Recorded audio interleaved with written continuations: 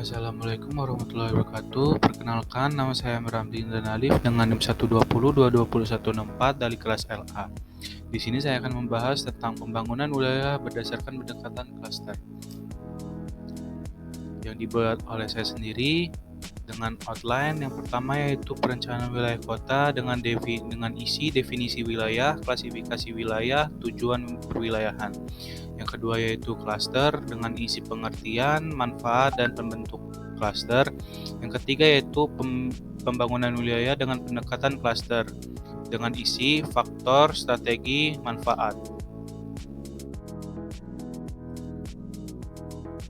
Pertama yaitu perencanaan wilayah. Definisi dari wilayah. Wilayah atau region diartikan sebagai suatu bagian permukaan bumi yang memiliki karakteristik khusus atau khas tersendiri yang menggambarkan satu keseragaman atau homogenitas, sehingga keseragaman tersebut dapat membedakan dari wilayah-wilayah lain di daerah sekitarnya. Selanjutnya klasifikasi wilayah. Klasifikasi di wilayah ini yang pertama yaitu wilayah formal. Wilayah ini identik dengan definisi wilayah secara umum, yaitu suatu daerah atau kawasan di muka bumi yang memiliki karakteristik yang khas sehingga dapat dibedakan dari wilayah lain di sekitarnya. Selanjutnya wilayah fungsional, yaitu suatu kawasan yang terdiri atas beberapa pusat wilayah yang berbeda fungsinya. Contohnya yaitu perkotaan. Dilihat dari konsepnya, wilayah perkotaan terdiri dari 3 komponen, yaitu nodus atau inti yang merupakan pusat kota. Yang kedua yaitu wilayah internal atau hinterland, yaitu wilayah sekitar kota yang fungsinya memasok kebutuhan harian kota tersebut.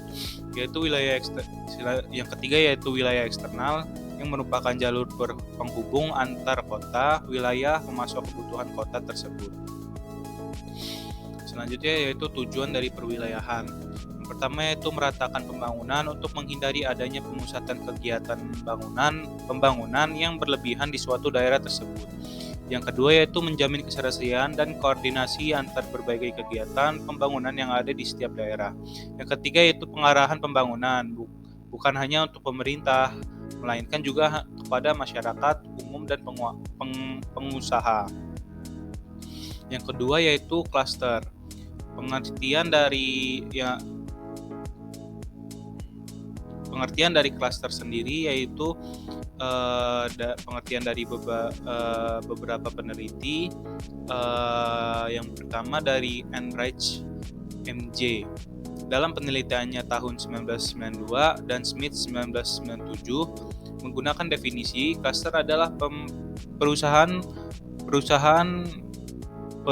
yang berkumpul dalam satu wilayah geografis tertentu yang menghasilkan produk yang jenis atau sama atau yang saling berkaitan.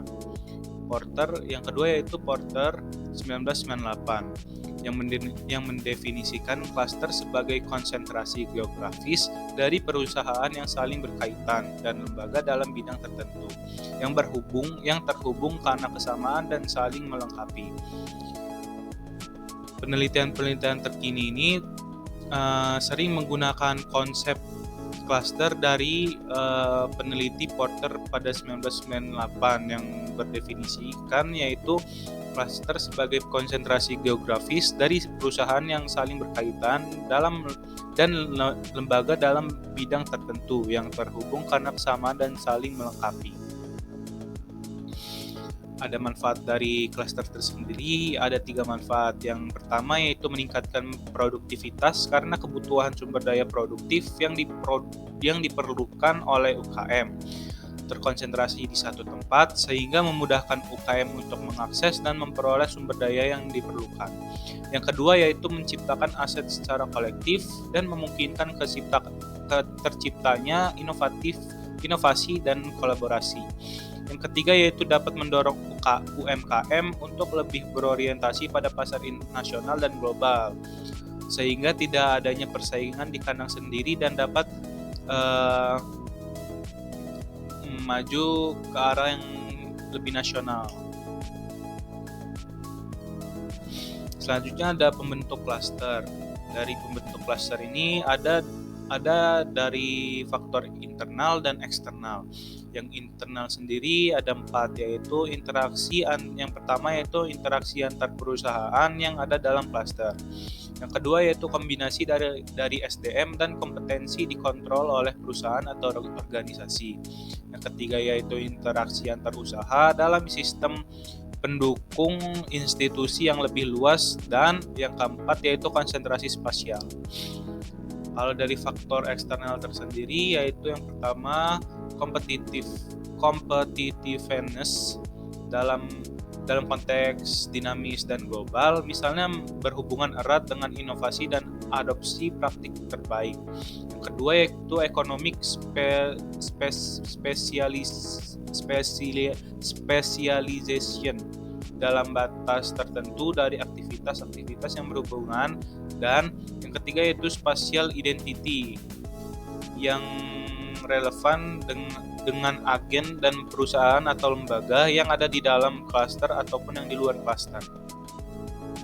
Yang ketiga yaitu pembangunan wilayah dan pendekatan klaster dengan isi, faktor, strategi, dan manfaat. Yang pertama yaitu faktor. Pembangunan wilayah berdasarkan teori klaster dilakukan dengan mempertimbangkan beberapa faktor seperti potensi sumber daya alam, keunggulan teknologi, keahlian sumber daya manusia, jaringan bisnis, dan kebijakan pemerintah yang mendukung. Daerah yang memiliki keunggulan kompetitif dalam sektor tertentu kemudian dikelompokkan ke dalam suatu klaster atau kelompok yang memiliki hubungan yang erat dalam keunggulan tersebut. Selanjutnya yaitu strategi. Yang pertama yaitu membangun infrastruktur pendukung untuk sektor atau industri tertentu dalam klaster tersebut, seperti pusat riset dan pengembangan, pusat pelatihan dan pendidikan, jaringan transportasi, dan infrastruktur teknologi informasi. Yang kedua yaitu meningkatkan jaringan bisnis dan kolaborasi antar perusahaan dalam klaster tersebut, seperti penyediaan fasilitas bersama, pengembangan rantai pasokan, dan pertukaran pengetahuan dan teknologi. Yang ketiga yaitu mendorong inovasi dan pengembangan produk baru yang sesuai dengan kebutuhan pasar melalui dukungan dari pemerintah dan institusi pendukung lainnya. Selanjutnya manfaat